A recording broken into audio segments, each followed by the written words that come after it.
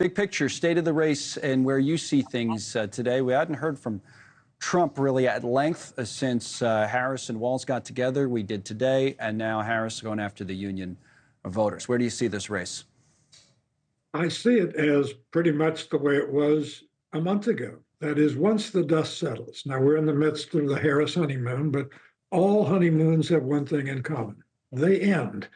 And when this ends, I think we're going to look at approximately the same 7 swing states with the same narrow margin.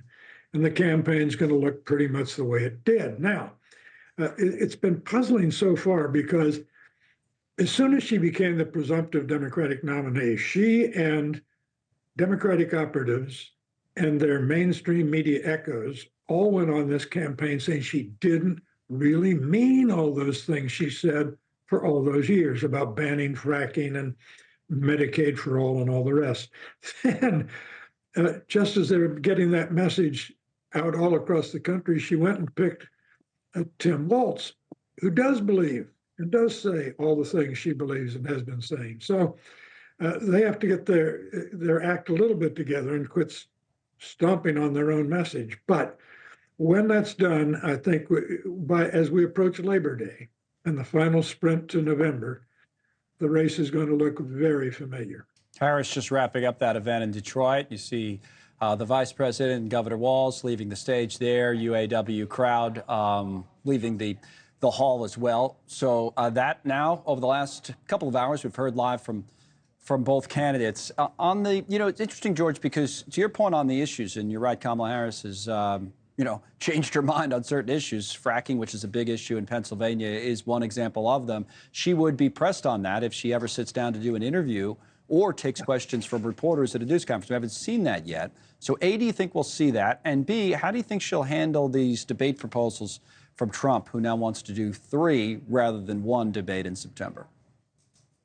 Well, with regard to the debate, it seems to me the crucial condition that Mr. Trump has been stressing is he wants an audience.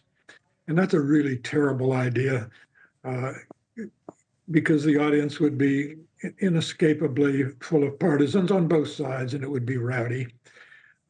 If I were advising her, I'd advise her if the format is acceptable and serious, take all 3, because I think she's going to be acceptable. And judging by his recent performance, he is completely undisciplined still. Right. And meaning today. Today, in his acceptance speech in Milwaukee and everything before then until now, just lacks restraint. It's interesting. I'll play a couple of clips for people who missed it from what we heard today. So the news from today, I suppose, was that he says he wants these debates, the 3 debates. But the focus from people talking about this news conference or, the remarks from Trump in Mar-a-Lago is going to be on all the other things and, to your point, how he handled himself and whether he had discipline. 2 clips. One's on January 6th. The other's on Tim Walz. Here's President Trump first on January 6th and what he had to say today at Mar-a-Lago. Let's watch. I think those people were treated very harshly. When you compare them to other things that took place in this country where a lot of people were killed, nobody was killed on January 6th. But I think that the people of January 6th were treated very unfairly. And they were there to complain, not through me. They were there to complain about an election. So there he goes on the election. That was number 1. And then what about Walz, the way he handled Tim Walz? To your point, progressive, and maybe you stick to policy and talk about that, but Trump rarely does. And here's what he said about the governor of Minnesota. He's going for things that nobody's ever even heard of. Heavy into the transgender world, heavy into lots of different worlds having to do with safety. He doesn't want to have borders. He doesn't want to have walls. He doesn't want to have any form of safety for our country. He doesn't mind people coming in from prisons, and neither does she, I guess. Heavy into the transgender world. I think we know his wider points of what he's trying to say, but this is how Trump delivers these points. Again, is your point about discipline. Pick up from there. Well, he said no one was killed on January 6th. Someone was killed on January 6th. Yes. He said January 6th people were there to complain about the election. No, they were there to disrupt a constitutional process, the counting of the electoral votes. Mr. Trump said of the Harris-Walz ticket that if elected, they would cause the country to go communist.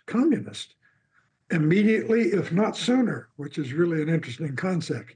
Thanks so much for watching. Just go to joinnn.com to find NewsNation on your television provider. And don't forget to click the red subscribe button below to get more of NewsNation's fact-driven, unbiased coverage.